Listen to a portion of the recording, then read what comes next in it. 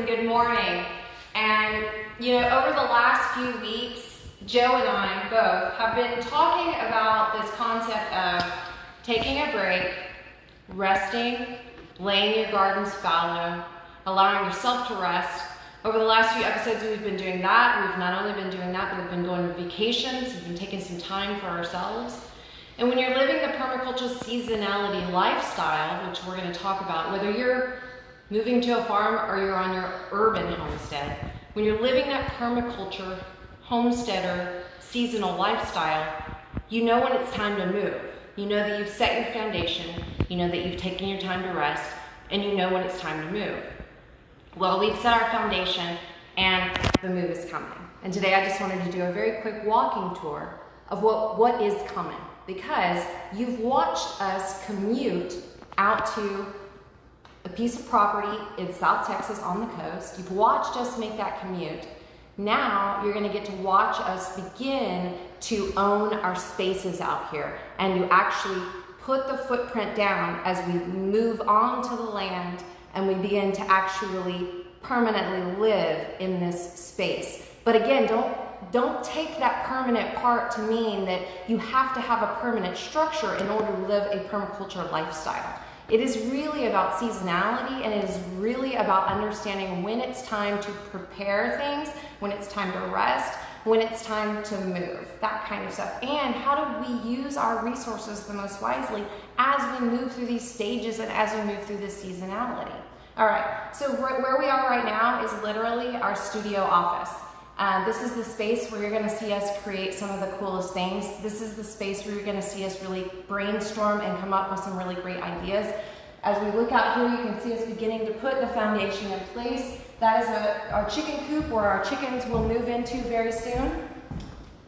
Let's just quickly pass by as you can see us moving in place.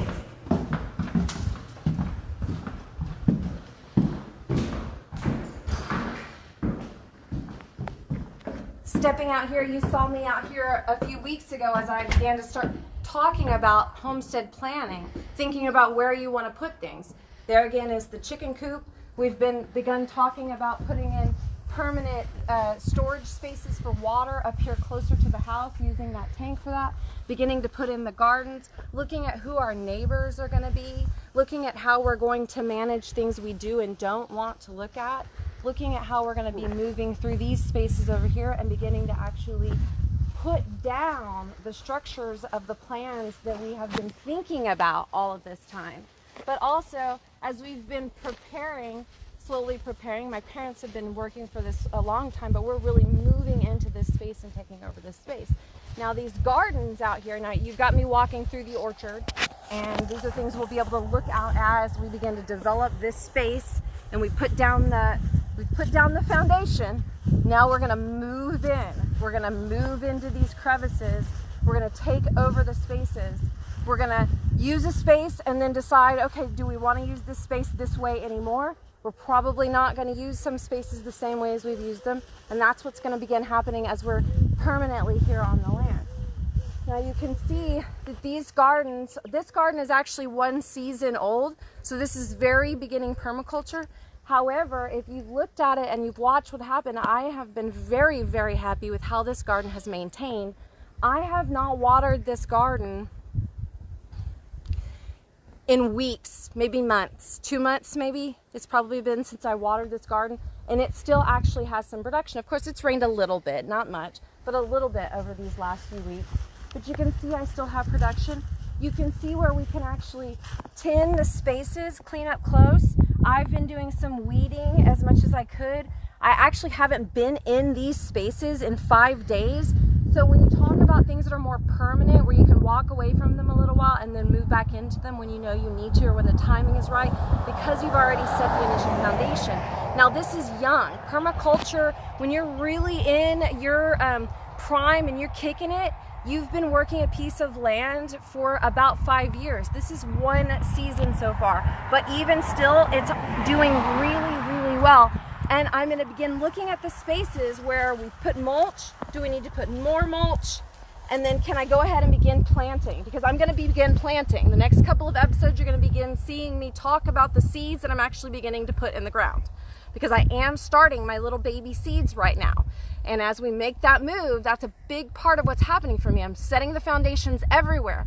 All of my beds are prepped and wet ready, because literally within days and weeks, we start going into the ground again as quickly as we possibly can. So I'm going to start with the spaces that are already ready. Last year at this time, I was building garden beds. This year, I'm going straight into putting the plants in the ground. I am going to be cleaning things up though. You can see I've got mulch piles that are going in where we weed eat. Come down here, just look at the beauty of like what's still growing. All of that is organic matter that and seeds, regardless of whether I harvested it for food, it has given me a return on the investment of just letting it grow and letting it be. Okay, it's created organic matter and seeds for me. It's also still drawing in dragonflies and all kinds of different pollinators. You can see that we can go in and like quickly just, what would you call this, like skillfully weed eating. Scalp it with a weed eater. Scalping it, like using a scalpel. Get in there and really go in, and then I can go back in and pull some of this mulch and then just kind of work my way in there, clean out some of that Bermuda grass that I definitely don't want growing over there. Just kind of pull that stuff out and then just go at it one row, one bed at a time. Similar to what I did last year, but this year the beds are already begun. I don't have to actually dig the beds up. All I have to do is clean them up and then start planting again. Look how beautiful this is. And this is my sweet potatoes, and I'm gonna have a lot of sweet potatoes soon. I'm still harvesting some of the most beautiful tromboncinos and melons, any of this stuff. I haven't been in this garden in 5 days, you guys. So I've got some big, beautiful tromboncinos and plenty of okra and plenty of okra seed. There's always plenty of okra. So let's make a quick round back around over here to this side, because this garden, literally the soil, the composted material that we got from New Earth in San Antonio was being picked up and put in place this time of the year last year. First steps, and then we put in topsoil, some really nice good topsoil that we collected from a local person that was working on some land out here, and also some really nice sand, and that's helped me build up these gardens. So this garden is exactly a year old now. And what I'm doing is I'm going along this edge over here, weeding this all up. Of course, all of this stuff needs to be cleaned. I can go at it one row at a time, clean out what's not good, clean out what's bad, pull seeds and things like that. So I've got lots and lots of runner bean seeds, all dried and ready for me. Clean things out that I don't want, and then move this mulch in place, right? Down here on this row, we've created a nice little, almost like we need to create the actual full arch going on there. But look at these, just letting these tromboncinos, because remember I told you guys that they can be both green, so it's like a summer squash, or you can pull them like a pumpkin. So I've got several of those growing. Now, if you stop for even a second and look back in this garden, it's 1 year old. Now, this garden, to be fair, does have irrigation in it. So that's really the biggest difference that you can see from that front garden, which is a completely dry garden, outside of when I hand water it, which is during germination season. If I'm germinating seeds, I'm making sure things get watered. Unless we go through a super long drought, which you guys know that part of it too. Catching my breath over here.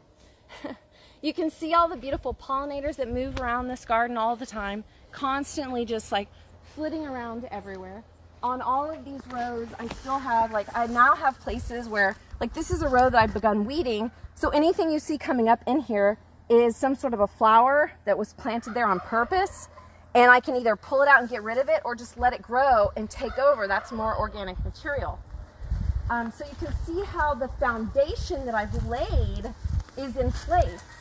Now, I just begin taking over my spaces in this land that I've already developed even more so. This garden, aside from, you can tell the difference between the watered garden and the irrigated garden and the not irrigated garden.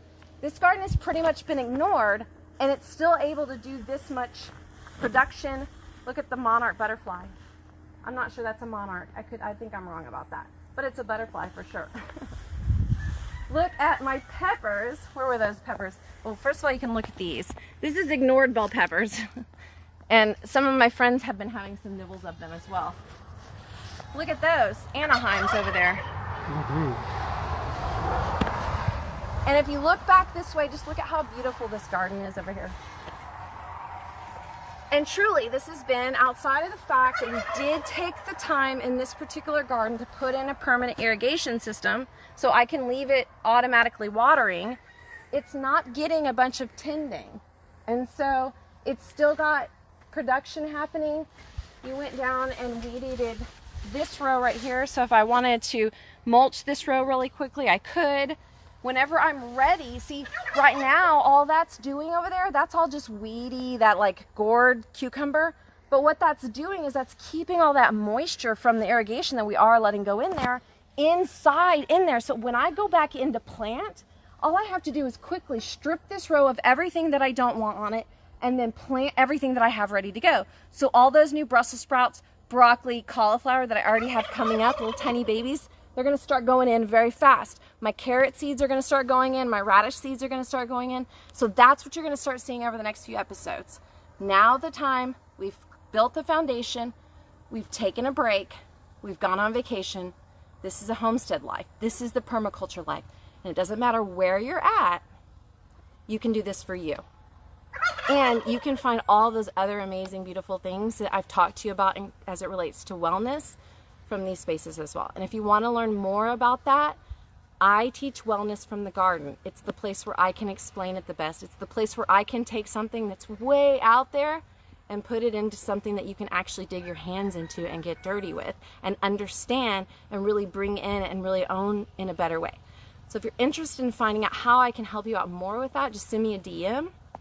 I thank you guys so much for watching this. If you're watching it on YouTube, I would love it if you would subscribe. Come back anytime, ask me lots and lots of questions. Joe's on the other side of the screen. He's available to ask questions. Lots of free public information up on YouTube. And we also are launching our second season, 51st episode of Dinner Table Talks. That's our podcast, Joe and I. We talk about everything going on in the lifestyle. We talk about all the food that we're cooking and all the delicious things we're eating. This one that's coming out on Monday, we talk about our amazing trip to Houston. You guys saw us up there at the Houston Memorial Park. Nice place. All right, I hope you have a beautiful Sunday. Enjoy the full moon as it still goes out tonight with the sunset. We're gonna go over to the beach. Love you. Bye.